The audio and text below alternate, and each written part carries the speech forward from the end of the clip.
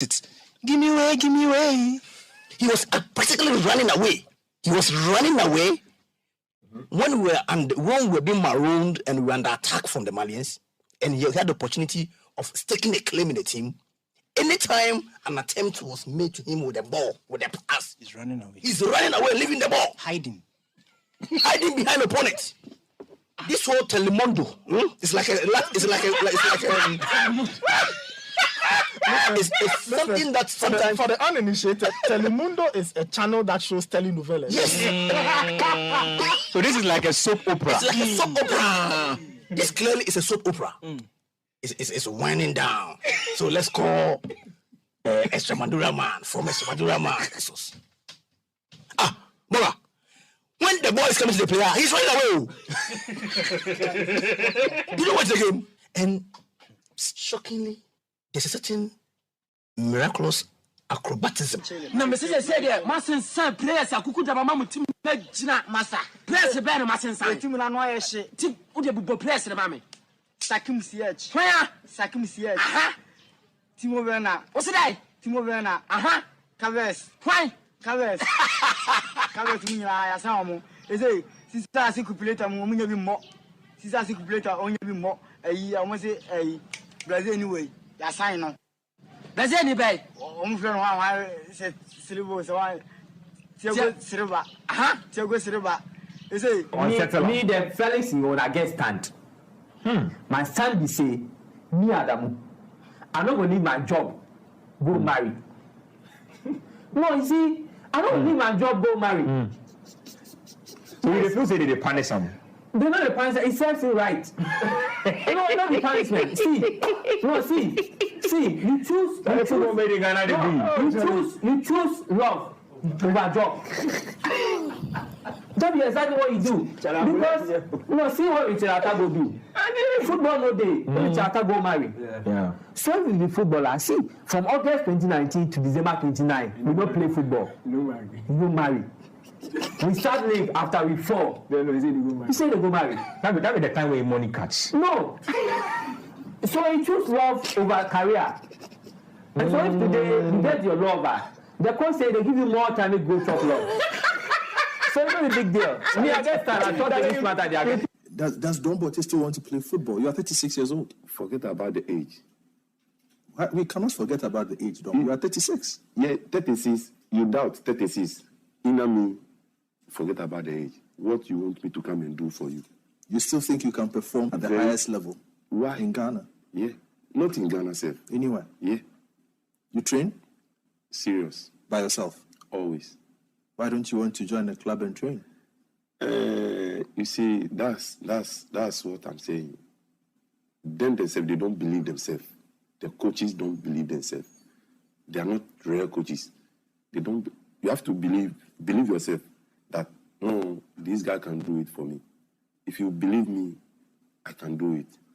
But so far as you just relax yourself, no. If I come safe, I won't get that spirit because you don't believe me. So you think that if a Premier League team were to give you an opportunity to play, you would make an impact? Ghana, yeah. Yes. I can play past all the current players. That's the current players in Ghana Premier League. That's a serious statement coming from somebody who hasn't played in almost a year. You know something? I know myself. That's why I said, if you don't know me, you don't know me. You see, as for a game, like when you get a chance, every blessed player will decide to score, and then will decide to catch the ball. So when you both decide together, then you miss the chance. I decide differently, and he also decided differently, and our decision was together. That's why he was able to catch the ball. So I think next time I'll raise my head and watch the goal post and put the ball. You have 3 or 4 phones. What messages have you been receiving? I haven't read them because they keep on coming. They keep on coming. I think that I have to turn one of the phone off. You haven't read any of them? Messages? No, not at all. Look, they still calling. They still calling. Phones are calling.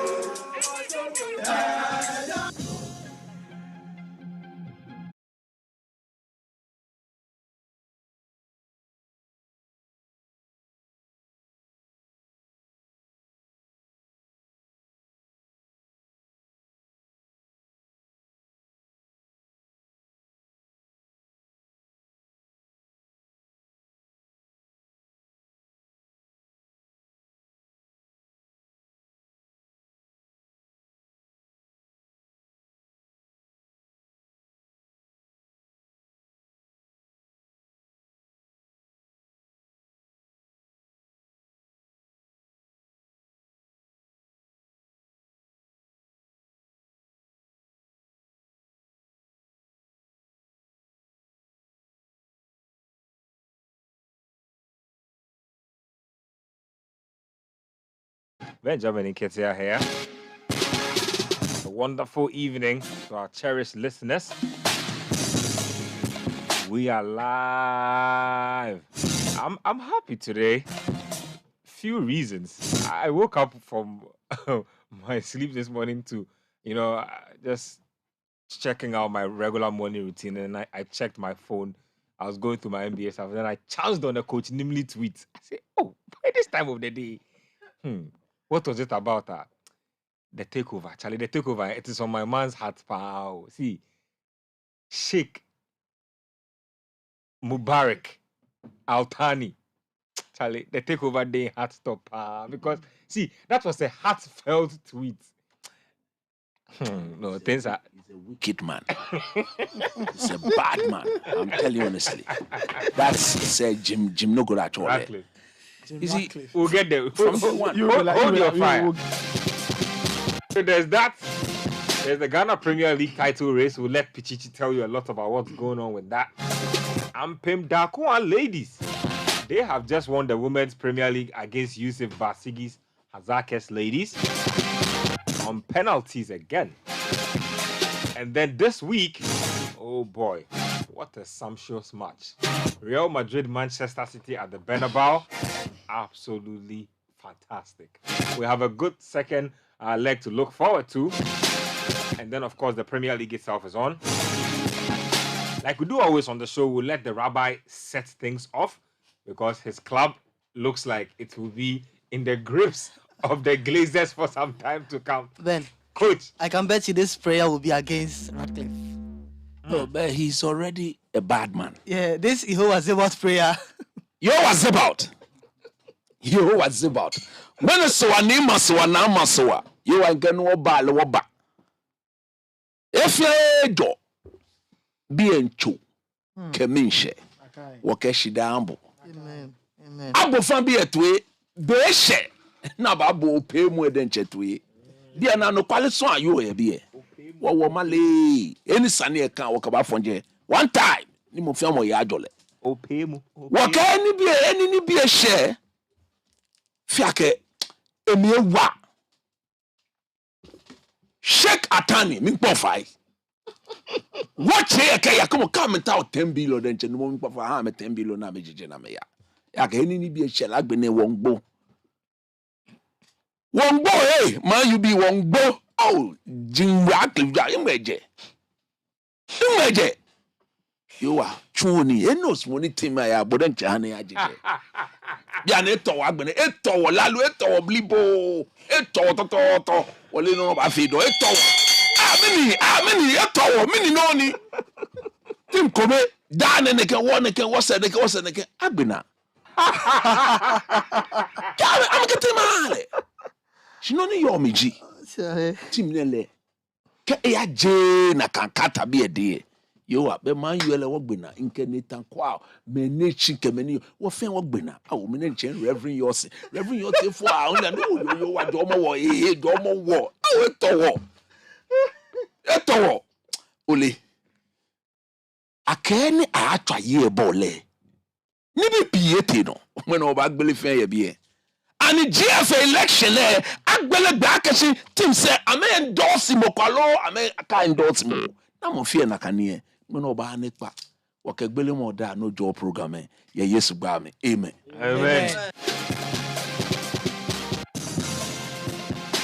Let's talk about what has just happened. Let me start with you, Pichichi. The women's Premier League final happened just a few minutes ago before we came on. Went to penalties. Joe Nana Dakwas and Pim Dakwa ladies beating Yusuf Basigi's Hazakes ladies. Now, don't forget that Ampem Dakwa failed to go to the they failed to get beyond the WAFU qualifier, so they couldn't make it to the Champions League. They are back again. Good news for Ghana or not? Well, it's certainly a good one for Ghana, but for Hazakes ladies, I think those who watched them in the first ever edition of the CAF Women's Champions League would have preferred them to be Ghana's rep once more. Look at the fact that they really did well when they had a chance to raise the flag of Ghana. They went all the way in that tournament to the final where they lost to Mamelodi Sundowns. So For the neutrals, they would have felt that Hazake's ladies with that experience would have been able to get to that tournament once again and improve upon what they did. But here they are against Pemdakwa ladies, back-to-back defeats in the playoff. It's not easy for them if you are part of the you see Bazegi squad. This is one of those things that hurts so much when you have to lose to the stable position back-to-back. And they scored first. Exactly, through their Talis talisman. That's Still talisman. It's still talisman. Still talisman. No, it's gender neutral. You know what I like? The way he paused, like, hey, is it talisman? Still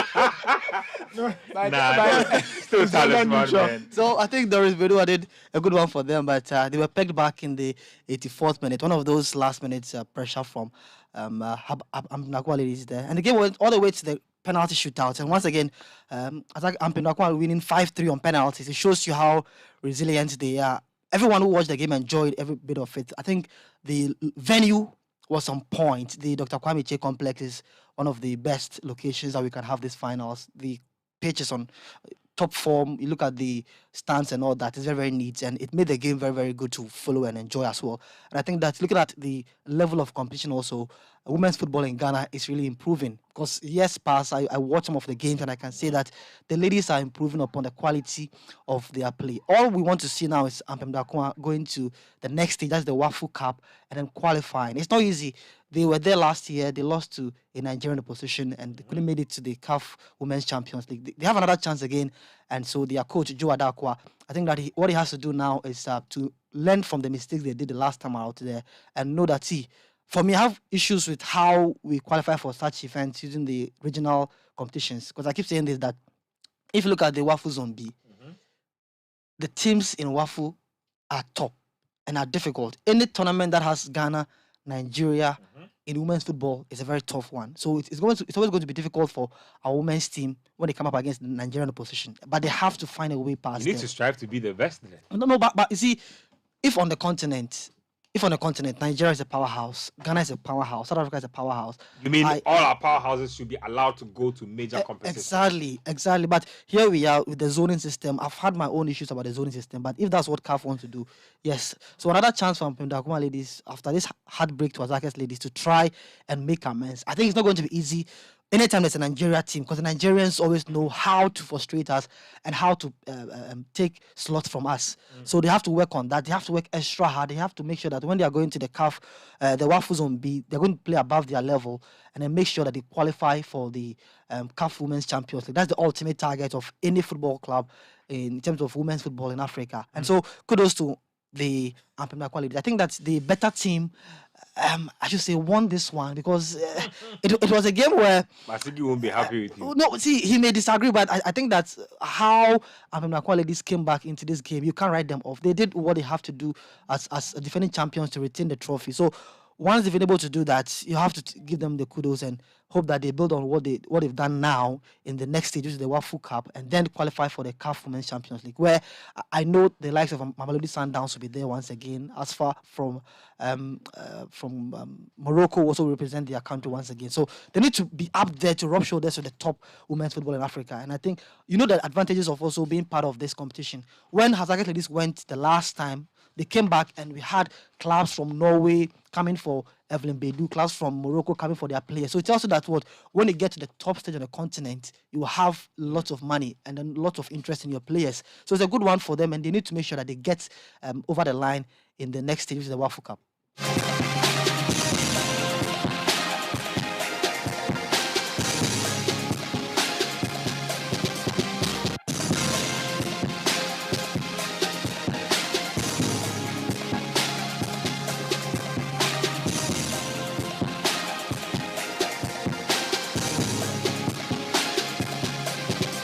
Let's talk about the Ghana Premier League. Pichichi, you have been following the Premier League as well. Very close title race we have. The Ghana Stars have been stumbling in the past couple of games. Pakwesi Fabian says that they will still win the league. It's 52 points for them. Mediama are right on their tails. They want to win their first ever title. They're on 50. And then there's Kasim Mingo Okanse's Bechem United. He granted an interview after their last defeat, I believe, at the Elwak Stadium, he was very upset. He says they only played 25 minutes of actual football in the second half, but his opponents, the ball boys, were up to all kinds of delay tactics and all kinds of antics. Look, I saw glimpses of that. To be honest with you, that was a genuine complaint. Because if you know Kasim it was Mengo, against Mediama. Kasim Mengo never ever complains. I know him very well. Yep. It was a genuine complaint. The moment Mediama took the lead, they were not allowed to play. Every ball boy just. I mean, what sort of life is that? Are you kidding? How do you play football like that? Why do we do these things in our football? Why do you do like that? You see, and so when the ball goes to the touch line, there's no ball boy. There's no ball boy to retrieve it. So you see the players of the throw is your throw. So Betim United players have to go and chase and bring the ball back. What's that? Oh, Charlie. And this, some of these practices. But tell me, it's because nothing happens to them. That's it. I mean, we're in this country where a team played 45 minutes with 10 men because they said that 60. 60 minutes with 10 men because they were doing competition on who will enter the field first based on how to trigger the juju or how to nullify the juju. Like, what is this? You see, I think Nathan has said it all. We don't punish those things. And up to now, I think the GFA hasn't made a statement on that situation. And you know what? Betim United will look at this and they will try to retaliate next season if they also play against Betim that they have history. Betim has history. Does anybody remember the infamous Betim Great Olympics game where the Olympics players had to walk into the stadium backwards? Yes. Does everybody remember? I remember. So clearly when we do some of these things, you see, when teams go unpunished, they will do it. The reason why people are motivated to keep doing wrong in football is that there is no punishment. There is nothing like punishment. So they can get away with this. How is it that almost a week after the incident happened, the FA hasn't said anything? Where is it in football that you can play a competitive league game without ball boys? Can you imagine? Have we ever heard it before? No. Never. And yet they are not punished. Is this not unsportsmanlike conduct? It is. You see, and I hate to sound like this every time because the FA always tell us that we should be protectors of our game. Yeah. We should be custodians of our game. But you see, we can't manufacture positive PR for you. But the things we say is the best way to more or less market our game. We can't endorse wrong things here. Yeah. Nobody will do that. Everybody who went the hood saw that it is clearly wrong. So we should sweep that under the carpet like they would normally do. Nobody will do that here. And I also think that, look, for footballing standards, we love our football. Yeah. And for the kind of things that are being said about our football, especially at the continental level, I think we need to relook at this whole club licensing thing critically again. Look, if we need to go 2 years in this country without playing a league, I think that's what we need to do. Yes. Because, look, it just comes to a point where, I don't know, it gets embarrassing. Like, you're basically taking steps backward by playing the football. So, you know what, just shut down shop, do your things. If we need to play a 10-team Ghana Premier League, and it's only 10 teams that can meet the standard. Some countries I think do that's that. what Look, we 12, can do 10, we can do that same number. But I think we should be selective in some of the venues. Restrict. There's this country. I've forgotten the country in Africa. Play the league in 5, 6 venues. 5, 6 venues. I mean, you take it or you leave it. These are bold decisions that the FA will have to take. Yeah. Some people will talk about revenue losses and whatnot. But people come to watch you by the But you know, I'm wondering about this revenue they are talking about. Because sometimes when you are watching the games, they are not putting their stands. They are standing behind the fence. Did they pay money they to are stand not. No people in the stands for one. Nobody's buying merchandise because the clubs don't even have merchandise to and sell. that's what I'm even asking. Are they paying money to go and stand behind the fence? Because you can see some of them are like sitting. You know that kind of idea, like the average Ghana Premier League team, their modus of making money is that maybe their founder or the owner of the club will pump his personal money into the club, or they will sell one player abroad, and from that player sales, the owner will take small to do his personal bolingo, and then they will use the other half to also sort out the rest. You can't run football like that. Let's see who win the league. Really a quick one on what we are discussing. I think that those listening to us must understand is that no one here hates the Ghana Premier League. We love our Ghana Premier League. When the interest was high during the COVID time, we were all at the various stadia to try and enjoy football. So once the standards have dropped, those who are handling must understand that we are here talking because the standards have dropped. People are not interested in our local product. People are not interested to go and watch football games. And it's a huge worry. So when we are here proposing solutions, they need to listen to us. It's not fair when you hear these complaints about ball boys, about pitch quality, and so on and so forth, and then no one is doing anything about it. You ask yourself why. And I think the first point of blame is that the one who's supposed to be involved in the product is not really in it. The GFA has a Ghana Premier League committee. At the moment, the head of the committee has passed on. That's the late Jaula. The vice president is Jesse Japon. The last time I've not heard from him in years as to what they have for the league now. Does he not have his hands occupied doing government business? Exactly. I think he's doing government work or something like that. I know there are plans to make sure the league goes autonomous. The clubs are being told to try and raise some funds to make sure that they go autonomous and all that. But see, at the moment, we are killing the Ghana Premier League. We've killed it. The last time Kotoko played a home game at Kumasi, they had less than 1,000 fans. Imagine Kotoko playing in Kumasi with less than 1,000 fans buying the e-ticket to go and watch the game. It tells you, see, the league is dead. People may not want to admit it, but in Getia, the Ghana Premier League is a dead product. It's a dead product. And it's so disappointing because a season or two ago, it looked like it was on the up. Yeah, and we tried. We wasted this all season, the momentum. Look, do you know why it is dead? One of the major reasons why it is dead, those running the league are not thinking about football. The number one interest is how to retain power. Because if we're thinking about the league, we'll not be setting up a committee to go and review the terms somebody is supposed to stay on as FA president. There wasn't the need for that at that time. You've been given a product. Go and market the product. It's like you doing serial extraction, like we normally do in chemistry. Go and add quality and value to the product. You don't do that. Rather, you are concerned about things that will make sure you stay there and devalue the product. Who does that? So at the end of the day, I, the customer, if I want to go and purchase something, it is my money. You can't force me to buy what I don't want to buy. Once I'm paying for it, I demand quality. Look, we just spoke about the women's game. Yeah. How well was that game marketed? Not really well. Not really well.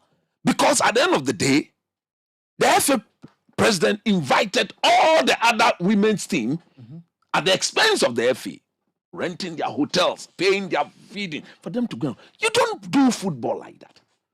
So apart from the two teams that played in the final, all the other teams were there at the expense of the Ghana Football Association. Can you imagine that? Rather, come to Citi FM, go to other radio stations, put value on the game, speak. Pay for LPMs. Pay for LPMs. Pay for jingles. That is what you do. Create a jingle. Because these are the two top women teams in this country. And back to back, we've had them play in this same game. You couldn't market it. And the thing is, we want the GFA president and other people to come on shows like this because we want to also ask them questions. You see, what they don't know is... You don't have to pay because once you come, you say you want to talk about the league. Then you answer some few questions. We will gladly give you a platform. Yes! And then you answer a few questions.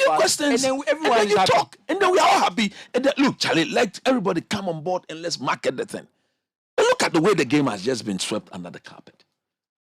This is our topmost women's If game. we decided not to talk about it, you understand? I'm not sure most people even know there was a women's Premier League final happening. I didn't know until yesterday around 6:30 p.m. Me of all people, my name. Because there's no publicity to it. So the brand is, look, they are playing the under-17 in Algeria. Yeah. In Ketia, we have said it here on Scorecard. One of the reasons why our game is dying, or if not dead already, it's dead, is the fact that players who were disqualified 2 years ago, if we had qualified to the tournament, these players will be in Algeria as we speak. Now, as a country, and we are building for the next under 17, instead of we going with the so-called under 15 team that some of us have got issues with, we went back and we picked players who could not go past the simple test 2 years ago. And then we take them, grown men, and they go and beat Spain. They go and beat Serbia. And then our coaches are jubilating. Karim Zito, he's jubilating. Laia Kingston, he's jubilating. You took old men to that tournament. You took old boys who are past the aged. And there's one reason why that was done. Like Ketia said, the only means to raise money to take care of these teams is to go and sell 1 or 2 players. If you are a serious country, Germany, England, Spain, France, mention all of them, they will not do that.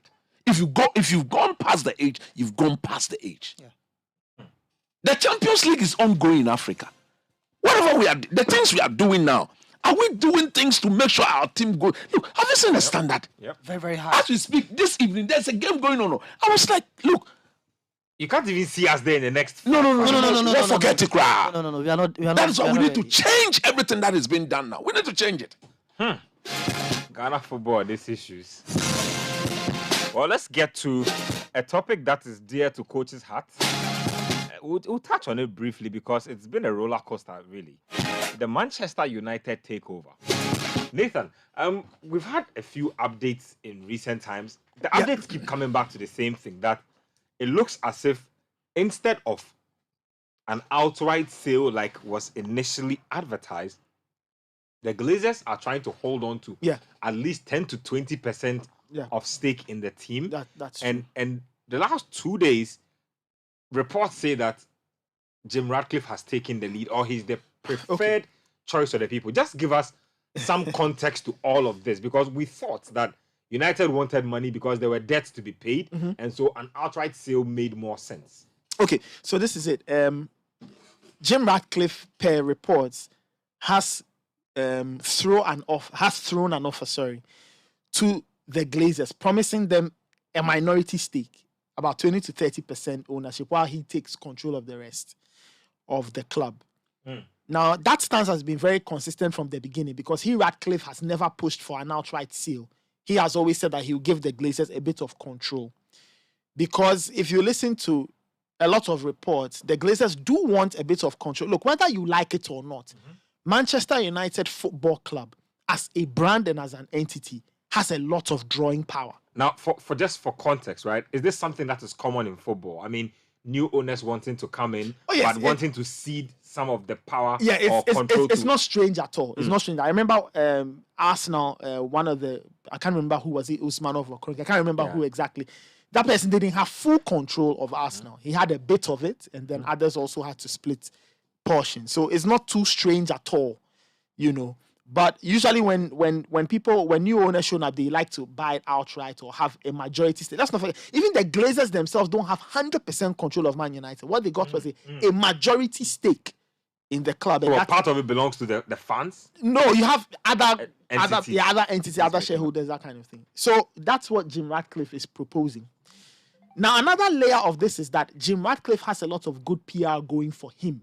If you read a lot of the British press, PR machine is if you read a lot of the British press, a lot of the papers seem to lean towards Sir Jim Ratcliffe. One, because he's English, and then they throw that, he's English. He's a Manchester United fan. He loves the club. He wants the club to succeed. Now, recently, Kasper Schmeichel, ex-Leicester goalkeeper, now of Nice, appeared on Sky Sports Monday Night Football, and he was asked about Sir Jim Ratcliffe. And said a lot of very nice things about the man. And some people believe that it is all part of the PR to get United fans to understand that this man is not a bad person. So giving the club to him won't be a bad choice. The issue is this. Amongst Man United fans, there are splits. The splits are in two broad areas. One, some Man United fans, Chris is one example, want Sheikh Jassim to own the club. And a lot of those fans are international fans. What I mean is that a lot of them don't live in England or in Manchester. A lot of them view football quite differently. The team is a global. Money is money. You understand? Money is money. So they say, who cares who owns the club? The man has the money. Let him own the club. Now, there are those in England who are very concerned about Man United being roped into this conversation of Arab states using football to wash their images and things. They say that we allowed Manchester City to exist. We allowed Arab owners to take over. Now they are using their money to clean their image. Let's not forget the brouhaha around even Qatar hosting the World Cup. Let's not forget things that have been said about PSG. Let's not forget things that have been said about Newcastle. So a lot of Man United fans or some Man United fans say that our club is in a place of dignity. It's a dignified club. Let us not put it into that conversation of a team that is backed by Arab money and all of that. And some people are concerned that United will be seen, Man United will be seen. They have sung all the songs insulting Manchester they've City. criticized Man City, say people have Arab money, all of that. Today you are going to get Arab money. So there are those splits. So that is that. Now, Jim Ratcliffe is proposing that he will give the Glazers some control. And the truth is, really, the Glazers do want some control. They don't want to let it go. Is there two of them? There are six. Only two of them. Padani is Fiosima Jolie. Money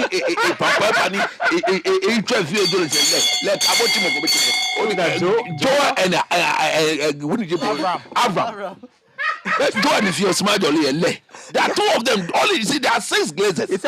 They inherited the club from their father. Yeah, but the two of them, six of them running the club. No, the others they have equal share. But they are the other four. They are the ones who do like more. The other four say, let's sell the team and leave the team for the people and go. You, Nathan, come and you. No, I want to add something to what Nathan said. I know last week I was just worrying Coach a bit. When you finish, you have to give me a full statement. I was worrying Coach a bit when I said I want the English club owned by an English owner. But Nathan raised an important point that there's this whole sports washing conversation. And for me, frankly, it's ridiculous. And I'll explain. Because if you look at the British government and their dealings and the type of deals Britain do, you are very happy to take Arab money in various other spheres of life. When it suits take the money. Do you get what I'm saying? So why is it that now that they are decide that they want to enter football too, it starts becoming a moral question and that kind of stuff? These people sell. Remember, they were happy to take Abramovich's money 21 years ago until trouble came around his money. And let's be honest, one of the biggest, customers for British weapons is Saudi Arabia. They sell billions in weapons to Saudi Arabia. When Saudi Arabia is bombing Yemen, they don't say anything about it because it's their weapons being used for that. But now that someone wants to buy Manchester, you see, so for me, the hypocrisy of the whole thing is ridiculous. Like I said last week, I was worrying Coach Small. For me, the whole thing is, if you are okay with their money in other spheres, you can't come and say, you can't dictate where and when, because you sold your dignity a long time ago. And if we are being frank about this, once you don't have a leg to stand on morally, it's not fair to come and say that Sheikh Jassim shouldn't buy it. Right now, what we are hearing is that Sheikh Jassim's offer, because of the valuation being less than what Sir Jim Ratcliffe is offering, that's part of the reason the Glazers are taking the deal. That's fine. But this whole sports washing thing for me, there is a non-starter. Most people are even not buying that angle for starters, because you say that you're going to provide an injection of capital to be able to manage the team, to be able to refurbish the stadium, to be able to buy players and not buy the team outright. So in essence, you are giving the Glazers something to hold on to while you are also coming in. I know Coach will come in quickly, but I look at all this and ask myself, why won't the Glazers do something that the fans will love for the last time throughout their whole time? Because they don't care. Because the Glazers are not operating on emotion. They are operating on logic. I know. They are Throughout their whole on their wallet. Yep. And they've they had don't the care. fans on their neck all this while, and you are wrapping up something. At least leave a good legacy. If they didn't care from day one, they won't care on the last day. Exactly. They don't care. Now, I look at the two bits. It makes sense from a business perspective to go for the Ratcliffe deal, where there's at least a 20% stake for you once again. And so the club is you are gone, but the club is technically valued higher. Exactly. So you are gone, but you still have some sort of shares in the team. It makes sense, though. But you look at what Sheikh is offering. My goodness, he's paying off all your debts. There's absolutely no way that the Sir Jim Ratcliffe offer in terms of value. I think that's better. PR. I think it's PR. There's absolutely no way. I'm coming. I'm coming. From a business perspective, there's nothing like that. They will have to have their, perspective. they will have to have their 20%. This is a club. If the club value goes up in future, that's from then the obviously, Glazers' from a Glazers business perspective, This is a club that owes close to 1 billion in debt. Yep. At the time when the Glazers took over Manchester United, close to 18 years ago, they inherited the best stadium in the country, the best training facility in the country, the best team on the field of play. 18 years down the line. Old Trafford, Duncanimone, Jaboncanale, Olencanale. These are the things Ronaldo was talking about. Olencanale. The place was just sparkling. Jamen Boncanale, Olencanale. The place has rusted. Look, proper corrosion has taken place. You mean a beam can fall on your head if you are not careful? Look, the other day we were watching, when it rained, you saw that it was leaking like that. These people has never look, no, they don't care. They've always been taking dividend out of the club every now and then. They own two other sports franchises, don't they? Look, they have never. The Glazers own two other sports franchises. They own the Tampa Bay Buccaneers. Yeah. I think that's there's supposed to be another. They have never. I'll check that out. They have never serviced the debt. That you see, when they were buying the club, they took 200 million of their money as it did their father at the time, and then he went and borrowed 590 million pounds. United was sold for 790 million pounds. The father bought it. 200 million came from the father. Let's put that aside. After 17 years, for the last 5 years, what most people don't know is that they've been seeking to bring in fans into the club. But nobody came to their aid. Now you say you sell the club, you put the club up for sale. Then Sir Jim Ratcliffe, from the beginning, he said he wanted to buy the club fully. When he realized that he does not have the money to compete with Sheikh Jassim for the full takeover of the club, then he went and gave the Glazers the offer. And I think the Glazers opened the door to him because I'm coming. Hold on, because see, the bidding processes were initially two. And after those two presentations were done, it was supposed to have ended there. Yes. And then they were supposed to have come out No, with a they review. upping the price. Then they went all along. Look, see, all along. They are opening way for a third bidding process. No, see, all along. Sir Jim Ratcliffe's bid was to buy full 100% of the club.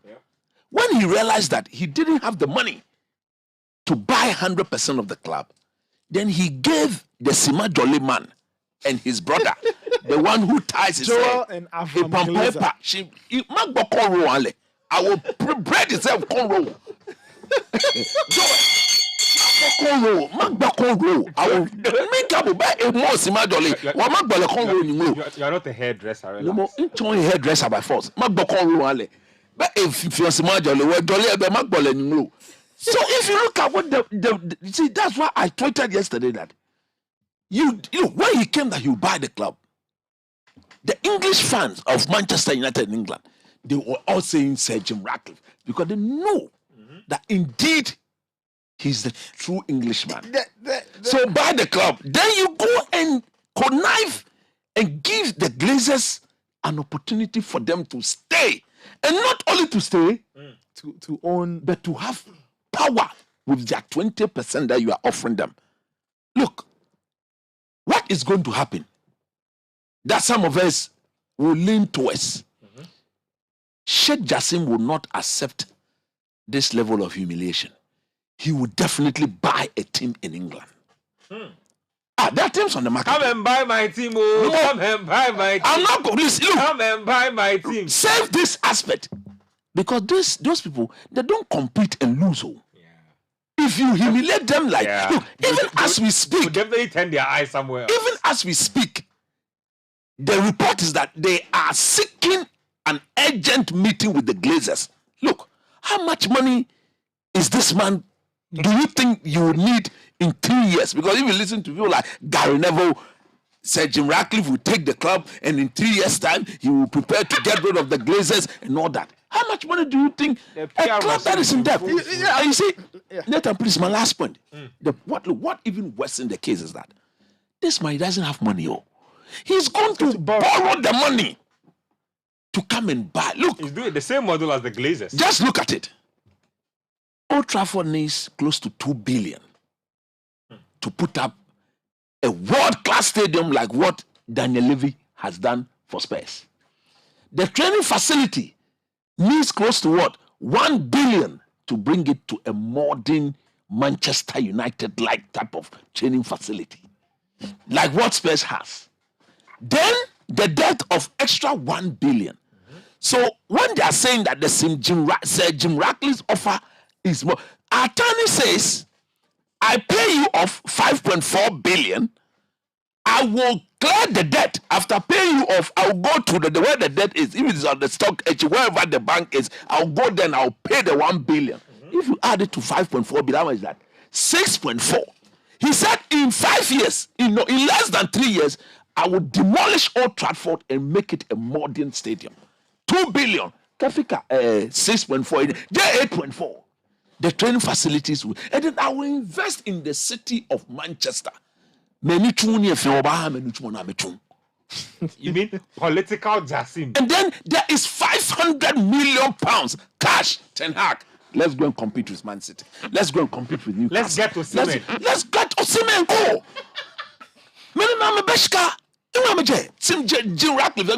How can he claim to be a true Manchester United supporter when Chelsea were being put up for sale? He put in a bid to buy Chelsea. You tell me you are Manchester. He's an enemy of the club. Sir Jim Ratcliffe. Look, that is what the fans of United, if you like, guys, do a poll right now. Is Sir Jim Ratcliffe a friend of the fans of United, or is an enemy number one to the club? Because you cannot say you love Manchester United. You say you wanted to buy Chelsea. Not only that, he has the ticket of every Chelsea match. He goes to Stamford Bridge to watch Chelsea. He doesn't come to Old Trafford to watch Manchester United play. You said the stadium is not nice. Maybe that's why he doesn't want to. No, but if you say the team is in your blood, true and true, you are a blood Manchester United fan, you don't go to watch the team play. As for Sheikh Jassim, at least he has a foundation, the 1992 foundation established in the name of Manchester United. And that is the foundation he's using to buy the club. We are watching media.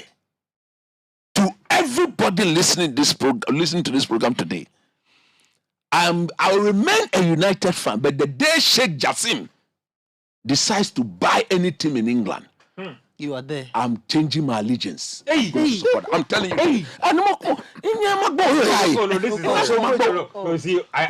would like you to calm down. Calm down and I have thought through it, because if you look at the way Newcastle is going, the way Manchester, how can Sir Jim Ratcliffe and Glazer compete with? You are don't commit yourself. I am telling you that I'm a Manchester United fan, but from the report coming out of Qatar, if the Glazers doesn't listen and meet Sheikh Zakim, and they finally decide to give the team to Jim Ratcliffe. I remain but the moment Sheikh Jassim, we are targeting Spurs, we are targeting Liverpool, these two teams, the moment we get one of them, you are off. Wow.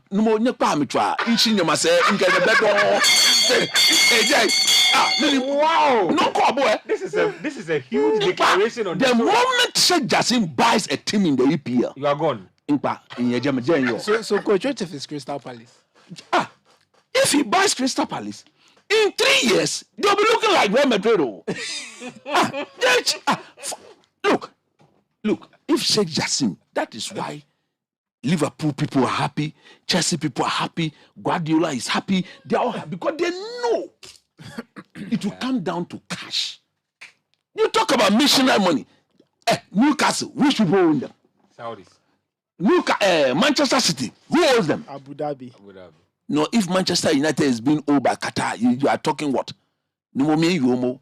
Teammate Jim Ratcliffe, the moment Sheikh Jassim buys the club, they don't even have money to give to Ten Hag.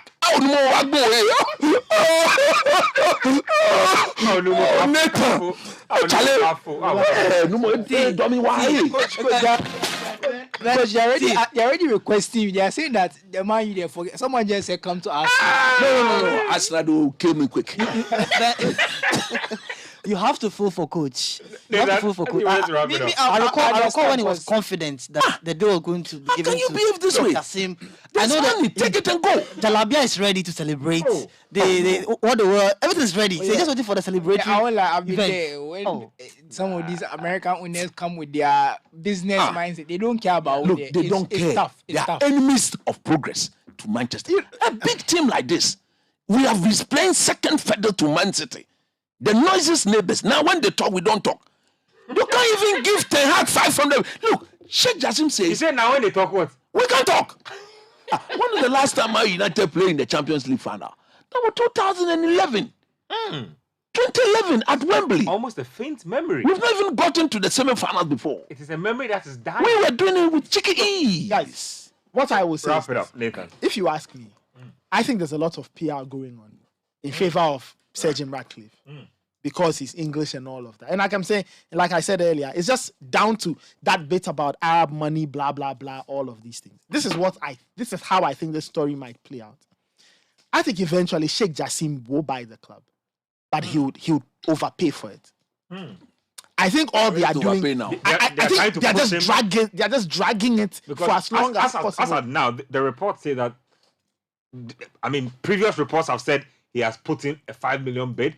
A counter report says his bid is not even up The to 4 Glazers, billion. listen, the Glazers value Man United at around 5.56 million pounds, 6 billion. He says 6 billion.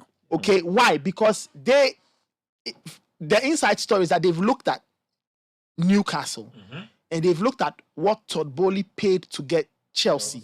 And they view that Man United hold It's more at least value twice as than those two. Chelsea get 2.0 kwapi. Yeah. You understand? So there's no way they are. So there's no way they are. Abramovich, you see, they are not being smart. Abramovich wrote off all the debt. Yeah. So in some people believe that this will drag out for a bit and then probably Sheikh Jassim buys, but he will buy a lot and the Glazers will walk away very happy with a lot of money. They get 6 billion, 7 billion. That's a lot of money. Some people are even speculating they want to hold out till about 10 7 billion. Some And reports are Sheikh even is saying that saying he's they want to requesting hold for the out, meeting. you know. Come. Forget about You see, Padia. but you see, there are bigger things, and I think that the people at the center of this need to understand that the Man United playing body will be the ones to suffer greatly Exactly. Already you from are this coming, you are creating uncertainty enemy for because yourself. you see, United needs to rebuild, and I think what we've seen this season highlights the fact United are still very short in areas to start with. Then you even go to the level of a squad. So United can't even present 2 starting 11. We can't. Man City can do it very easily. Arsenal can present more than 15, 16 players very well. Liverpool are getting there.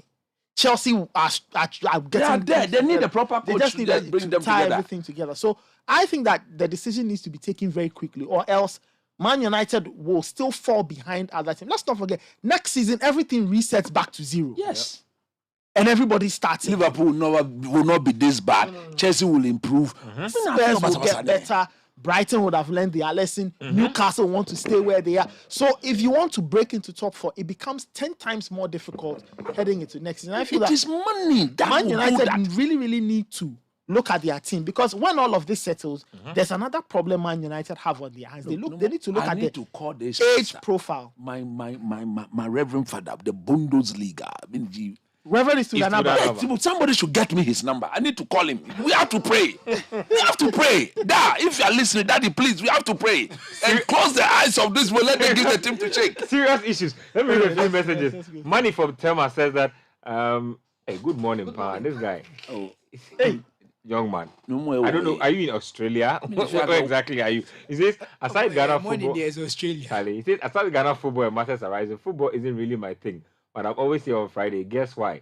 Sheikh Adabraka, Sultan of Brunei. Well, I'm sure you're a Chelsea fan.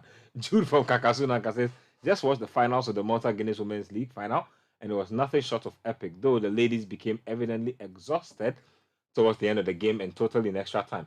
Most of the ladies took from their shirts. And there was no cause for alarm. Maybe the report. Okay, I don't even know what you're talking about. No. However, 50,000 prize money is quite inadequate because how much would these girls get after the teams offset their expenses? People shared $100,000. You go and give the winner of our women's 50,000 Ghana cedis. What is this? The Ghana Premier League prize money. What is this? The career is absolutely short. What is this? They are spending their prime years in it. Okay, Stephen in Accra says Sports Panorama is airborne on Citi 97.3. The whole world is listening. Jassa in Bimbila says the Glazers selling is not selling. I just don't understand them. They should be giving an award for the worst owners ever. Man U shall never die. Jojo in Brooklyn says, please, I want your opinion on this year's playoffs. And do you think the Warriors will force a game 7? I definitely think so. Thoughts on the Suns? Only if Anthony Davis doesn't play. If he plays, they are going home. Okay, we'll see about that. Kulusevski says, I was really hurt when Embiid and his crew couldn't get the job done against Celtics. I'm being skeptical about game 7. Congrats to the Nuggets. Hey, my NBA people, how did you... I actually like the Warriors. How did you find the way here? They can't deal with AD, honestly. We'll see about that. Our video from our Kosovo trying to get him out of the paint. In Ketel, my favorite match this week was Roma and Leverkusen. Mourinho is really the special one. Please wish my hard-working babe, Josephine Elewojom, I think that's the name. I hope I got it right. Happy Mother's Day in advance, Charlie. Nice one. L from Coketown says, Carlos showed again that coaching is all about tactics and taking your chances. Pep, dear, he will overthink again and Vinny Benz will do the job. Everton will frustrate City this weekend, though. Hala Madrid, you say. Farouk Headliner says, the Man United bidding process is more like a Telemundo, and that coach tweet made me burst out, especially the tail end of the tweet where he was like, I'm out. I'm out. You should have seen when I read it. I was completely in stitches. I said, hey, I'm out. I'm seeing the light. You want me to go to darkness? I'm out. I think that, like I said, look, I think they're just stringing. I think they're just stringing. I think they're just stringing. I mean, the Newcastle takeover also dragged for a bit. Eventually ended up with the Saudis. Let's see how it goes. Lambert says, I've totally lost hope in Sheikh coming. With all the news I'm reading these days, if the Glazers are happy with what they have done with United so far, then it's up to them. Man City is miles ahead. Way ahead. Jay from Birmingham says, expectations changed throughout the season. Villa fans were once saying they just want to survive. Now Emery comes in and expectations change. I think I've read this message somewhere. It looks like something I've seen before. This one here is from Bellyman. I thought only Chelsea fans are funny until a Liverpool fan told me they will overtake United and finish 4th as if their destiny is in their hands. Oh, no I more. have been laughing like a witch since 8 a.m. till now. This you never dream alone fans. Cheer. Right now that Rashford is the best message. Forget more. Forget more. Interesting. 3 home, 3 wins. Forget more. Dagomba Icon from Spain, Texas. It looks like coach has been jinxing our fortunes. The player he signs for us from Madagascar never happens. When it happens, the players fail. You sit there. The Glazers with their cornrow hair are misbehaving. Talk about me jinxing your fortune. He said now the takeover to shake is not shaking at the moment, and I'm worried. Coach, just stay away from making United pronouncements.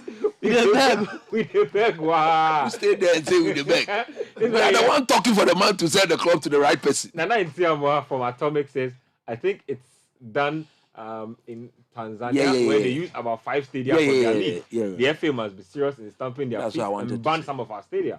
If only about 5 or 6 are up to standard, let's use them to market our league. Playing football without ball boys. Oh, Ghana. This one here says, we are the Sheikh Jassim. Where the Sheikh Jassim go day, I'm trying to find positives in him owning the club. But every time I remember that 1 billion in debts and the falling apart stadium, and that he'll be skint after the deal, I panic. This is really sad. This one is 024 Gobe triple Koko from Dunga. I don't even know what's going on with this name. This one here, we've warned you about the names, though. We've warned you. This one, somebody says he's Uncle C39. Look at this. I've been at C45. Yesterday, before they say no, they needed some further upgrading. Yeah. So no upgrade to what? C45. It says my team City will get the job done at the Etihad. Regards to Coach Niaba. Coach Niaba says Edine crowd because no. As for Niaba, that's my name. It's the Sheikh Niaba Artani Mubarak. So if he doesn't buy the club, the Artani will go. When he buys the English, you bring it back. This one says my United fans, including coach, want the Qataris to take over the club because they think their oil wealth will bring success. Meanwhile, they keep claiming in a negative way that Man City is successful because of oil money, as if oil money is illegal money.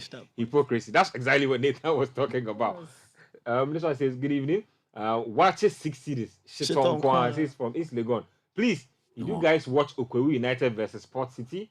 Charlie, how can we progress with this attitude? He says, Kurt must go. I watched from Assignment says, listening to United discussion, Coach, where was the cash? This one here is from our good friend Ta. Since European sports, this guy. Oh no, read the message. How can you live with such a name? That's a name. European sports wasn't erected overnight. Wow. It was like Ghana sports from Genesis, but it was built on every year. They made sure their right decisions outweigh the bad ones. The result is the attractive and wealthy leagues we crave for today. How many decades has Ghana been running sports? What has really changed? What is there to be proud of as Ghanaians? It's just like the kind of government we've had after Nkrumah. Very disappointing. So don't be surprised at what is transpiring. I'll tell you what's changed. We've gone from actually being good at football to being average. That's what's changed. To being average, to being bad. Dramani inside KJB says, thanks for making my Friday special. My club Chelsea will destroy the Forest tomorrow. Happy Mother's Day to all mothers in advance, especially my mom, Grace at Chaiso, I think it means. So you see, when they beat Forest, then they'll end at C45. Because the next game is against Citi, United, and then Newcastle. Or they will lose. This one here says Sports Panorama, the Champions League of Ghana Sports. I greet you all from Anfield. We respond, Mama. Oh, Charlie. This one says, oh, Charlie, shake come for us now. Coach is a tough man. Kwame Elom texting from the winner. I'm not a United fan, but coach made me emotional with the way he just cried. No more. Assaulted waist beats for assignment. Charlie. Now, some of these names are becoming PG and rated 13. It's become unbecoming. What kind of name is this? So imagine this is mentioned in church. Clearly, he won't use such a That's why name. Susu says all the time. Does your mother know? Does your father know? Now this is the name people are calling you. Assaulted waist beats, Sese. Charlie, respect yourselves. Let it be known that if the leeches give United to that rat, we, the Qataris, are purchasing Liverpool. No, I'm a Liverpool fan. Sheikh St. Pablo, live from Laborde. Me, I said, come and buy my team. Oh, come and buy my team. Yeah, man, no. You know, so I says, good evening to the spicy and orgasmic sports show on the West Coast. Hey, loving the intelligent submissions of the panelists in the studio. Thanks. As for the FA and their commitment to developing proper structures for our local games, they are like they are as inefficient as the current government, who have crushed the economy and are massaging the ego of the IMF. I think that we need to take the Glazers to Alpha Hour for God to whip some sense into selling United. Reverend Eastwood Anabanabami. I need to call my daddy. I'm telling you honestly. Speak to Reverend Anaba. We'll get to that. Let's talk about the UEFA Champions League. It was a really, really big week for Champions League football.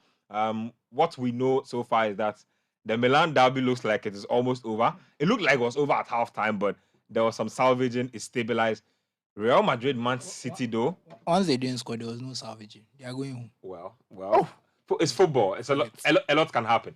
1-1 between City and Real Madrid. Coach, let me start with you on this one. A lot of people believe that Real Madrid would lose at home to Manchester City in this game.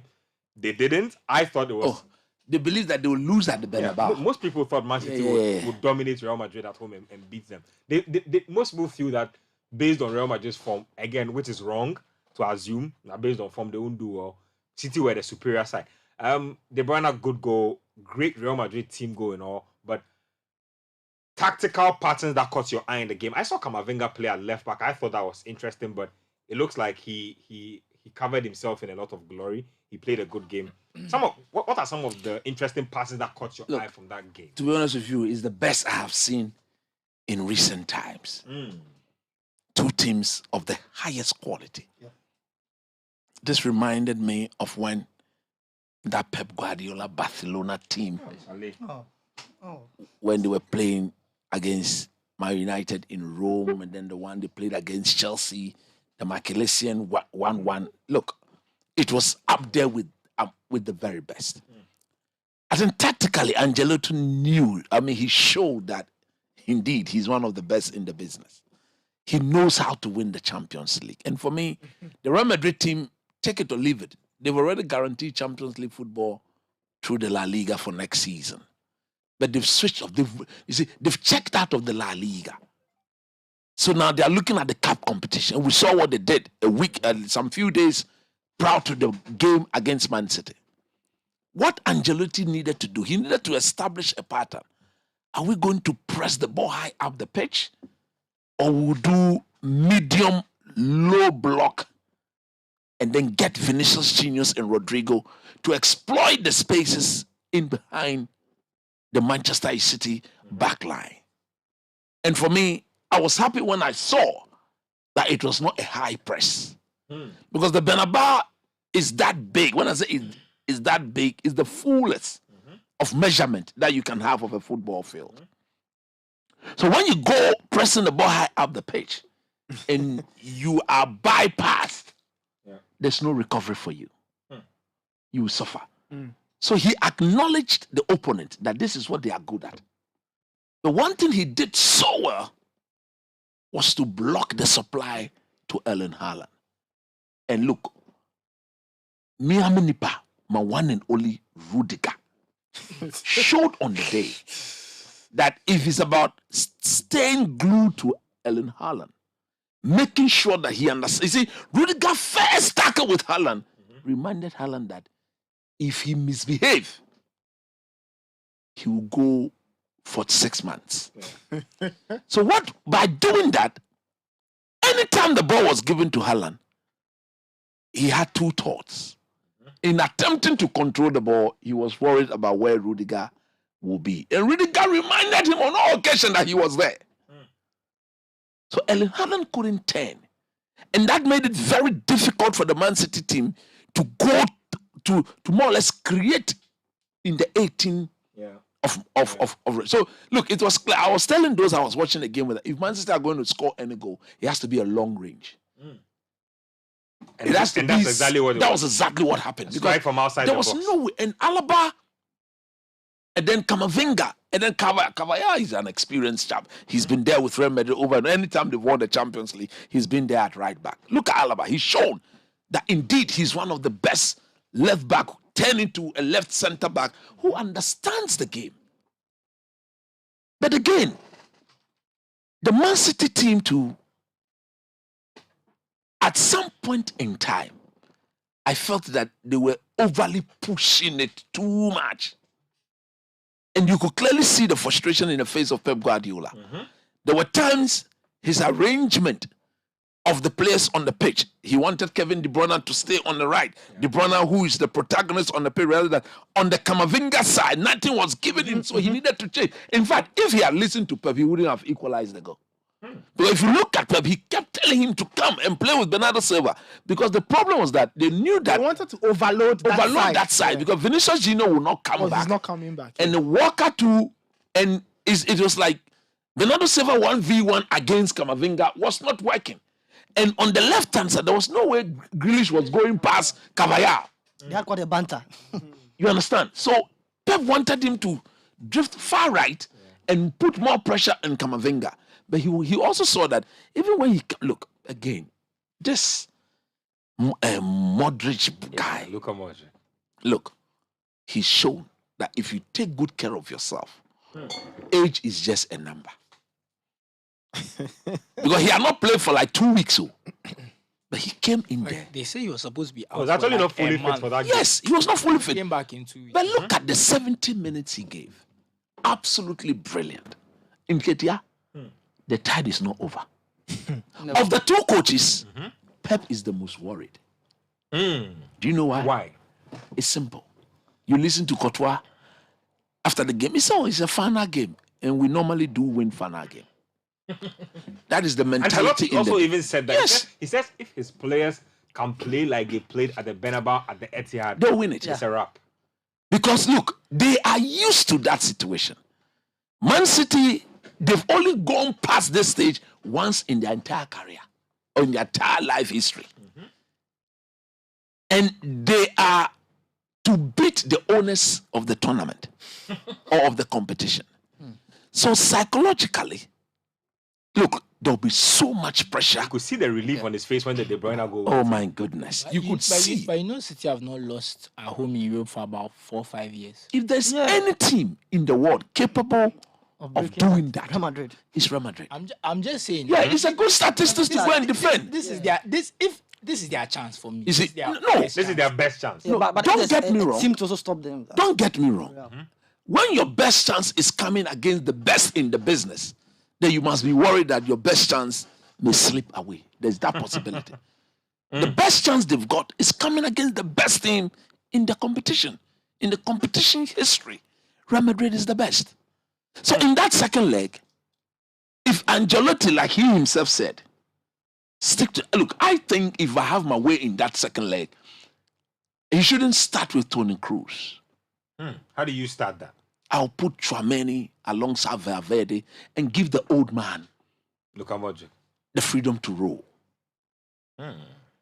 I think if he were to do that, they will not only lure Man City onto them, but that will create enough space for Luka Modric to be passing the ball very high up the pitch. You see, when he's in that typical number 10 role, and he's passing the ball in the opponent's half, that is where he's most dangerous.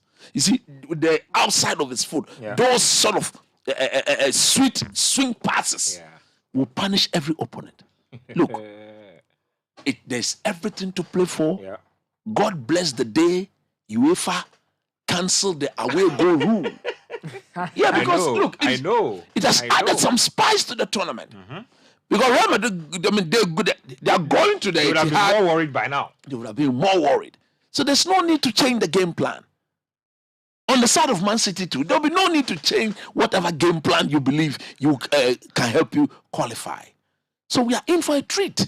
I can't wait for Wednesday, God willing. We'll all be alive and we'll witness football at its very best. For a treat. Let me take Nathan's thoughts on that. I'll come to Susu and Pichichi on the Milan derby. Nathan, 1-1, finally poised. Pep says that he likes their chances. Ancelotti says that we'll wrap this up at the Etihad.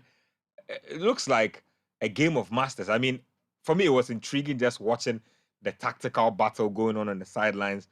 React, change, react. You know, Ancelotti even pulling a surprise by playing Camavinga at left back. Pep might have expected it. He might not have expected it because it had happened a couple of times. For you, what are you looking at going into that second leg? And based on what do you think, which team is a favorite? And I like what Chris said. Chris made a point about Pep Guardiola being the more worried of the two because he has to force the issue.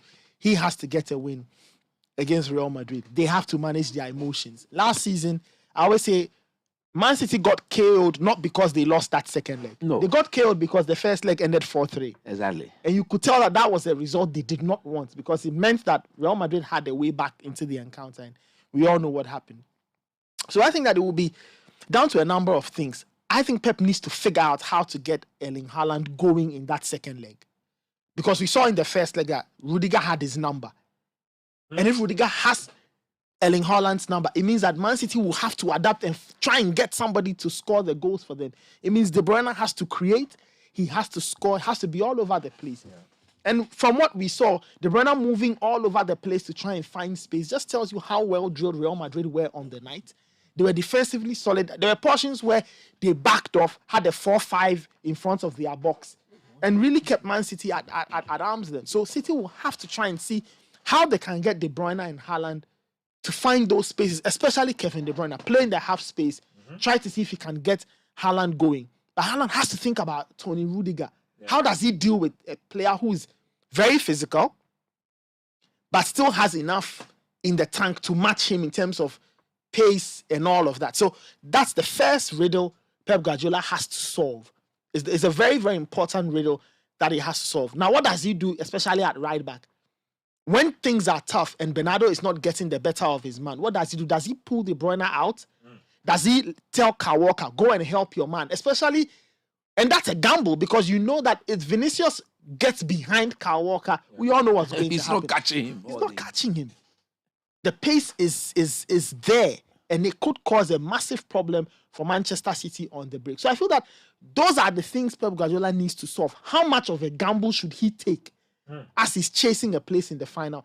How much restraint should he put on himself and keep his team in the tie? Because Real Madrid, like we've seen, you don't win how many Champions Leagues in the last 4 to 5 years? They've won, what, 3, 4, I believe? 4. Whatever. Zidane did a triple, and then the treble, and then Carlo. You don't win that if you are a bad team or a team that doesn't understand how to pick moments. And Real Madrid will get those moments. They will get those opportunities. Once Vinny and Benz combine once, twice, the third time the ball is in the back of the net, you may not even get a third chance. Once, twice, they are scoring. So I feel that that's where City will have to be very careful. I kind of disagree with Chris when he says Cruz shouldn't start the second leg. I feel that without Cruz, Real Madrid don't have a bit of control. And sometimes you need it. Yeah, I think there's a decision. I get your to point. Be made There is a decision to be made. And I've seen Real Madrid fans argue and say, when they play Cruz, yes, there's control, but there's no bite. But you have to sacrifice. You have to sacrifice something. It depends on the game state. It depends on the game state. I feel Toni Kroos allows Real Madrid to stay in games, allows them to calm down, allows them to play at a certain tempo. And then when the chaos starts to degenerate, throw in Tchouaméni because he's young, he's energetic, he can make things happen. So I feel Carlo will still trust Kroos enough to play him in that position, especially when Man City are likely to press in the front two of Haaland and De Bruyne because Bernardo and Grealish will take care of the fullbacks. So if you have Kroos pulling deep, that's a 3-on-2. That's a quick way to bypass the press and then on they go. So I feel Carlo will have those questions too to answer. How much defensive responsibility does he give to Vinicius on the day? Yeah. Stay up the field. Do your business. Let them come. Let's talk about the Milan derby because AC Milan are letting the ODs of Inter Milan take them to school. And they've played Inter Milan 5 times. They've lost all. They've lost 4. Wow. So and Inter were on a very good run. I think unbeaten in 5, hadn't considered about 4 they've goals. picked up, but look, they've lost to Inter 4 times in a row. That's on the coach in a sense. Because if you are playing, because Inzaghi doesn't vary his game that much. You know where he's coming 3-5-2, yeah. So they played in the cup, I think, before the World Cup, 3-0. They played the Super Cup, 3-0. They played in the league, was it 1-0? 1-0. They played again, 2-0. Like 4 times in a row they are beating. That's poor. I think you've got to credit Simone Inzaghi's mindset. I think mindset like approaching games like cup games. But I tend to agree to what Sesu says. If you watch all those games, it's been very similar. Yeah, I mean, very same lineup and all that. But you have to adapt. I think. So don't get me wrong, but I think part of the problem is that when you lose your best player, it's hard. Yeah, and they scored this thing. So I was watching the game. It reached the point around the 70th minute. You see Origi's coming on. He's doing some 1-2. I'm thinking to yourself, if Divock Origi is supposed to be the one to save the game, with all due respect, I've watched him this season. He's struggled. You look on the bench, then there's Rebic. Then Rebic. De Ketelaere. I don't even remember if De Ketelaere scored this season. Like there's no quality in the team. So I felt bad for Pioli because once they got it wrong in the first half, he was not going to be able to change the game. I see. Because if you look at the quality of the players, I would say man for man, Inter are probably better. So if you're in a situation like that and you have to change the game as a coach, it's very difficult. Yeah. If they had been able to get a fast start and kind of scored, and maybe if they had scored one more goal, because Leao is coming back, but I also think that they'll still be in the game. But as it stands, I don't see them scoring. Maybe they'll get 2 and go to extra time and penalties. But to score 3 goals, for me, I also think that the emotion of playing in the derby got to the Milan coach. But for somebody who had lost 3 on the bounce against the same team, if you look at the start, it was too electric for my liking. Yeah. But you thought it was too quick. Very, very quick. At a very quick, electric pace. And I have to say, I think the goal rattled them. And it was too open from the beginning. Corner kick, bam. You concede from a corner. I think they were rattled because the second goal, the tracking on that second goal was so poor. Mkhitaryan had a full it was. There was so much. Mkhitaryan completed the 3rd man run. You get it. So the sequence is why what's the name? DiMarco. Right? DiMarco brings it in. Lautaro Martinez dummies the ball, and there you see Mkhitaryan running. But you see, part of the problem is that the game plan, when you have Benacer playing as a number 10, gives you 3 midfielders. Benacer gets hit, and he looked at the midfield options on the bench. I see. And I don't think he was convinced. I don't think he wanted to bring Pobega on, and that's where the squad depth comes in. So he decided that, okay, let's go with Junior Messias to come and play on the right. And that's another part of the problem, because even when they were getting chances, creating opportunities, I believe that if you watch AC Milan this season, they've had 2 credible attacking threats. Theo Hernandez. No. As in terms of the attacking, Okay. Liao and Giroud. Giroud, yeah. Every other attacker, they are making up their numbers. They come to do See, cardio. they were Strasbourg AC is very Play inconsistent. my boy, the AC, Ketelari. see, AC But Milan. when you see, they Chelsea, get it. See. it's not about the coach doesn't seem to trust him, and when he does play, it doesn't go well. I think he still has a future at the club, but it will take time. Well, so that's my point I'm making. Because of the lack of quality, when they went 2 goals down, it was always going to be difficult. Okay, now Liao is going to play in the second leg, per the reports. But is there enough How fit will firepower? he be? Yeah, and is there And enough? also that mental block they have to deal with. I think that if you keep beating your neighbor over and over and over, automatically it gives you some sort of I advantage. but you see- Yeah, and you have that sort of belief. I think Inter at the moment will have all the belief that Yeah, yes, they feel like they can- this is an opponent I that don't we've even think beaten that- already. I don't We even can think beat and all the that. mental block is that bad because last season we beat them every time we met. Yeah. So for me, And now it has switched. beating them is not going to be an issue. It's just that we Qualifying won't be over able them. to qualify. I don't think so. If we win 1-0, I won't be surprised. If we win 2-0, I'll be a little bit surprised. And I If also we win don't think 3-0, defensively, I won't believe it. Yeah. Inter will go the whole 90 minutes without Without scoring. scoring. No, yeah. that's the- There's enough talent up Let's front, talk yeah. about Premier League. There's a big game. Big game. Man United Wolves. Oh, That's maybe a you big- want Coach, relax. How is that a big game? It's a big game, whether you like it or not. United, we have conceded 8 goals at Old Trafford. Yeah. 25 of the first, out of the 8, 2 came in the first game at Old Trafford. Wolves, throughout the season, they've scored about 10 goals away. We have scored close to 30-something goals away. Pichichi, Well, We'll beat them good. who wins this game? well, I think that the fact that Liverpool is just behind Man United will spice up this game, and We can afford to lose and win the next 3. It's not wrong. yeah, and also the fact that Wolves are not really relegation threatened makes this Anymore. game a little bit quite It's good for United. Day. Yeah, because once if Wolves were in the relegation fight, then I would have expected them to come to Old Trafford with so much they'll aggressive get and all beat. that. But with this, I think United have the advantage, and with the fact that yes, coach is saying that they can choose to lose and all that, but I don't think that Eric Ten Hag will love to drop points. That's at not to this say we're moment. going to straight lose. loss. We We'll are love to winning drop tomorrow. point at this moment. Absolutely mad. They have all what it takes to win this encounter, and I think that United, I'll be surprised if they drop point against Wolves. Can I be contrarian Please do. I need it. and say that a relaxed Wolverhampton Wanderers team could be dangerous? Because you see, what are they? They've nothing to play secured for. safety. Yeah. So they can say they that want to come in and come and they can cause say that, havoc. you know what? Let's end the season well. Let's At go Old to Trafford. Old Trafford and go and cause End the problems. season They, well. they will beat them good tomorrow.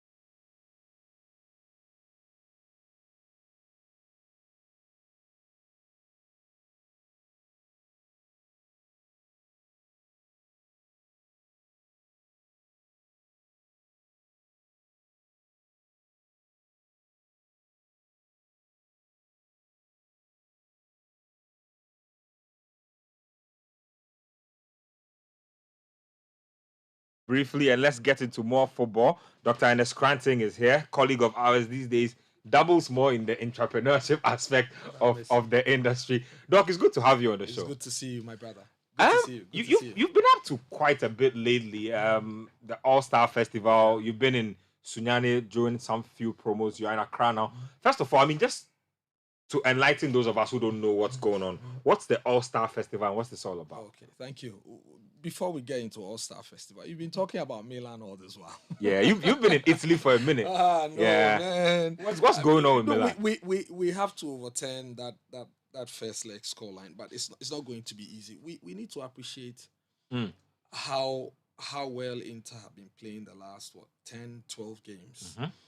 You look at Simone and how middle of the season he was almost out the door because results were not good. But we've got to go back to what he did last season. A coach who lost Hakimi, lost Lukaku, and lost who else was it? Ericsson also left, and the team was jaded. Even that, yes, he got kicked out early in the Champions League, but he finished second behind rivals Milan. This season, Lukaku is operating about 20 or 10%, and Lautaro didn't start the season well.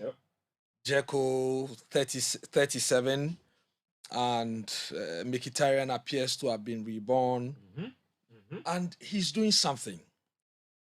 Yes, he's met Milan 3 or 4 times this season. 5 times. He's beaten us, all of it. 4. He won the first derby 3-2. And then he's been beating us. So and they pick form. They pick form very well. I mean, at the turn of the year, and also it was deserving. They won 2-0. It could have been more. It could have been worse. In the second half, we appear to have controlled things a bit more. But I don't think it will be easy. Yeah, it's a derby game. It's a derby game. The Derby de la Madonnina is always difficult. But I think Inter have got a healthy lead. You look at what they've done, especially in the knockout rounds of this year's Champions League. They almost always seal it in the first leg. And it appears they've done it this time too. If Rafael Leao comes back and maybe he's sharper, maybe we can get something. But it depends on how early we score. If we get still a tall order. If we get an early goal, maybe something could happen. So we're hoping that things go well. I just couldn't talk about All-Star Festival without mentioning Milan because I've not had the opportunity to talk about Milan in a very long time. Just like I've not had the chance to talk about Santi Kotoko in a very long time. Nice one there. Nice one. Okay, so the All-Star Festival. Last year we did the All-Star game. Okay. The idea was to do a number of activities so the whole concept is this. These young men who play football abroad, Ghanaian international footballers who play football abroad, when they come home, and it's a long time tradition. When I was very young, living in Alajo, I walk all the way to Kotobabi to watch Mohamed Gago, name them, Yarash, Yapreko, George Weah. Anytime they came to town, they would play at Kotobabi with Alhaji Ibrahim so organizing the guys to play all the time. We all call him manager. And when they play in these community games, they call it either Monday special or they call it specials. There used to be one at East Legon, right? It's still there. It's still there. I mean, when I was young, I used to go watch it, but for a long time now, I've also had the opportunity of playing in it regularly. So it's a big thing. But it happens at the community level. So they play on all sorts of pitches. These, you call it Sakura Park or whatever. So we thought at the BAC group, we thought that why don't we bring this to a bigger platform? Okay, because not everyone gets the opportunity to watch these international players when they come in their neighborhoods. Yes, when they come to play in qualifiers for the World Cup or for the Africa Cup of Nations. The last time Ghana hosted a friendly game in this country was back in 2007 November. And even that was because we're hosting the tournament, we didn't play in the qualifiers, so we needed to put some teams together. So we put 3 more teams together and we played a 4-nation tournament. You remember Jones Atukwe Benin was part of that tournament. Now, we don't have the resources to organize international friendlies here because then you are going to have to pay the opponent $200,000-$300,000. We will rather take the money and go and play elsewhere. So if it's not a qualifier for 3 points, there's no way you easily get to watch the team. And also when they are playing in those games, the atmosphere is different, the attention, everything. So why not create a platform where it will be more relaxed? They can spend some time with the fans, etc. So we thought about this idea. And then it gave birth to the All-Star game. And we played it last year. We collaborated with my brother, Oliver Arthur, who has been running Arthur Legacy for 10 years this year. So we did a select side against the players he manages. He has a portfolio of a number of players, some of them international stars as well. And we're privileged to have Frank Kessié, the Ivory Coast international who plays at Barcelona now. Last year, he had just won the Scudetto with Milan, so he came to play with us. This year, it's metamorphosed into a festival. So, and we're taking it to Bronga Hafu. Very daring, because over the years, we believe Bronga Hafu has contributed to football might be the hottest bed of talent. No, it is. It's been for a long time, and we want to go into the narratives. We won't finish today, so we're taking it to Bronga Hafu, and we're hoping we can put these guys together. To give us an idea of who's coming through. We've invited everyone. We've invited everybody, but the team is always led by Andre Ayew. He's captain of the national team of the Black Stars. So he is leading the guys once again. You can name all of them from Mohamed Kudus, his brother Jordan Ayew, Frank Champon, Emmanuel Boateng. Loaded. Proper all-star game that. Yeah, some of the guys who have not necessarily played in the national team the last few years, like Aziz Tete, Benjamin Champon. We want to see Momo Sissoko, Mohamed Rabiu play again.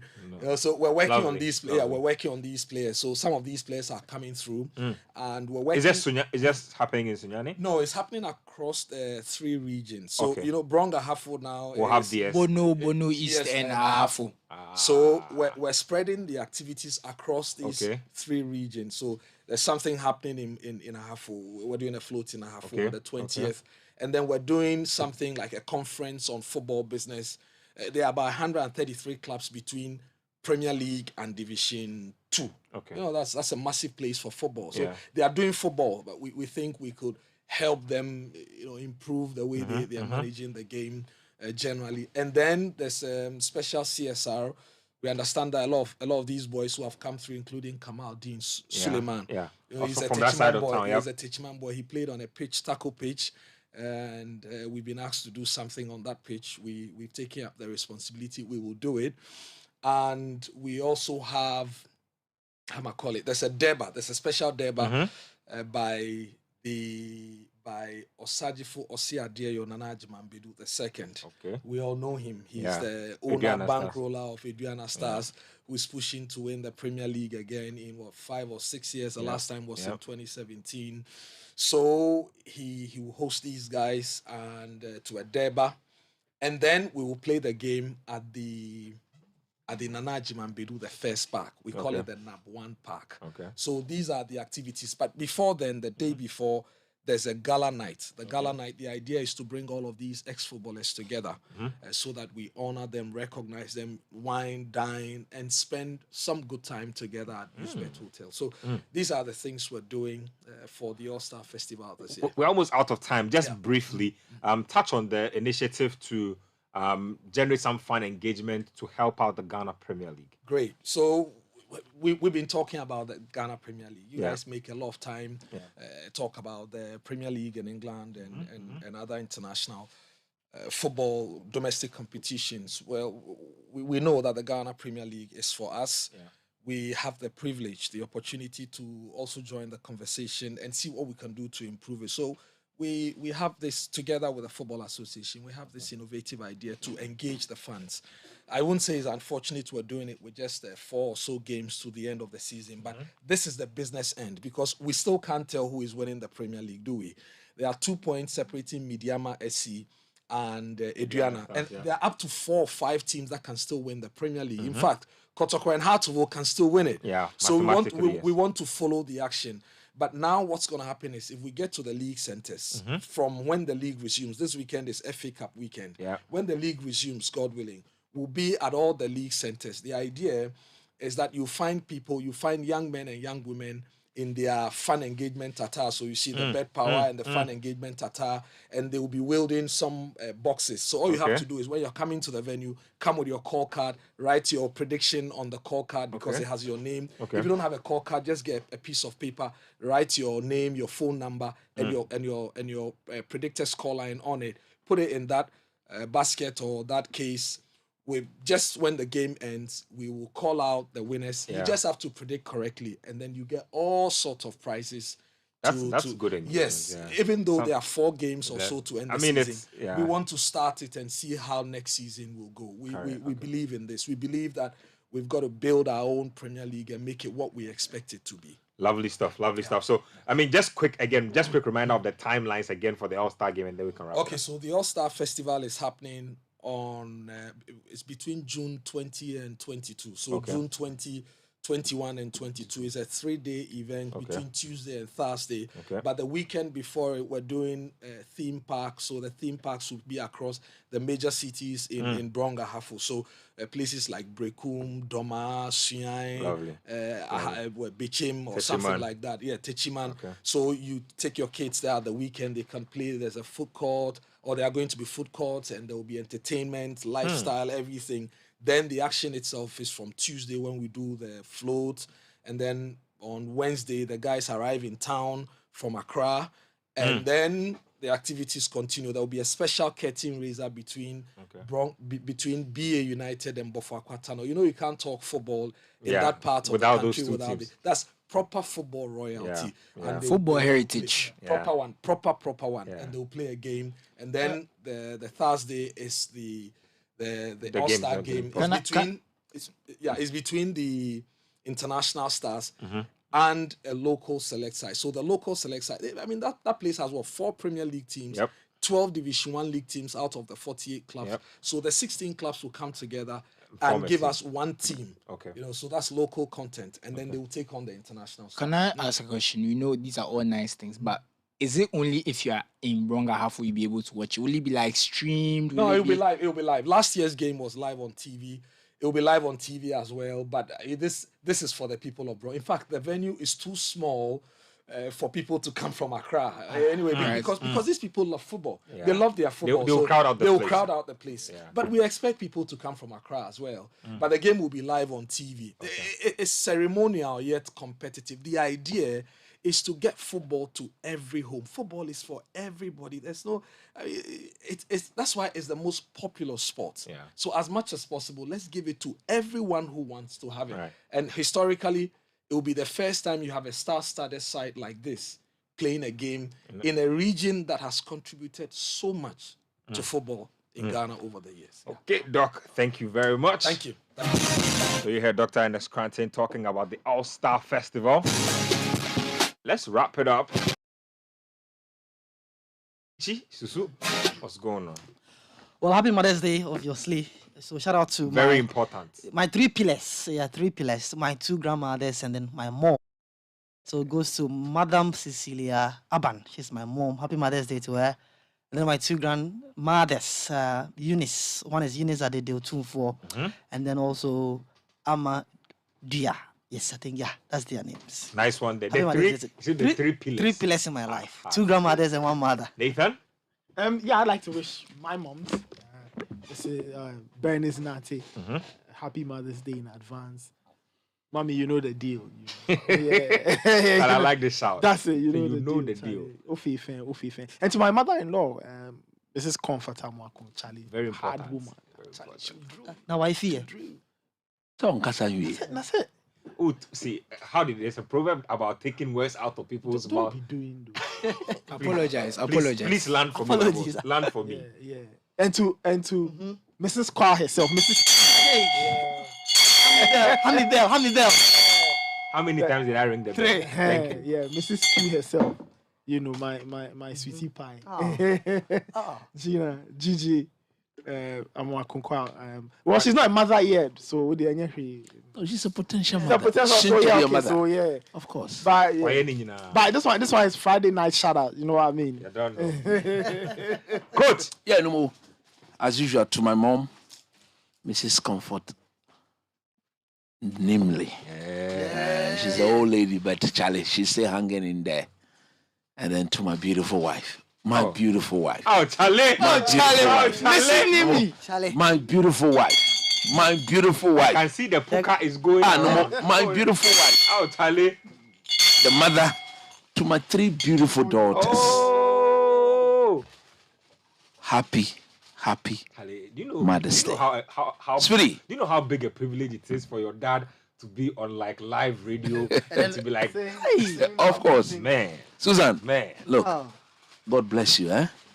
If I die and I come back, you marry her again. I will marry you.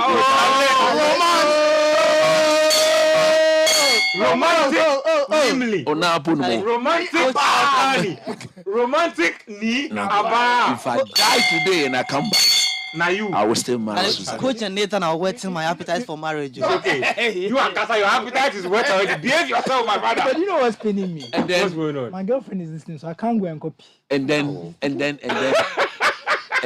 to the potential mother of the sports decks. Is this Rita Mensah you are talking about? Of course, now she's the only lady on the sports decks. First lady. On the sports, the only lady in the midst of the guys. Oh, Three bell rings for her. Nice one. Rita? Yeah. Happy Mother's Day from the crew. Thank you. I want to give a special shout out to all the mothers. Romantic to I think All the mothers all the listening. mothers Yeah. listening. The mother of the City and newsroom. there are some amazing The mother mothers of who the listen. City Yeah. newsroom. Vivian Kai Loco. Charlie. She's had to handle all kinds of but Charlie, easy. easy. She And does to it. Miss Jen, our other mother Yeah. of the City family. Shout outs to all our Yeah, mothers. so we have to give a shout out to the mothers who are all of listening. them. to Yeah, me. the lady, the deputy at me. Oh, yes. Annette Obo herself. Obo Agusu. Yeah. You go fit The Friday came they go on. Wow. It's going on. Thank you very much. Thank you guys. Thank you, Susu. Thank you. And I forgot. Happy birthday to my brother-in-law, Edwin Amwaku. Nice one. He's a big man. Thank you. He's a big man. I had the surprise. Yeah, it's a surprise drop today. So Edwin, happy Next birthday. week, me for investigation. Thank you. There are forms going out for clubs to begin to endorse the current FA president. Won't qualify. We are begging him. It's not time for elections. If you want to open the floor. Obama, open the floor. We will come at the right time. Thank you, Susu.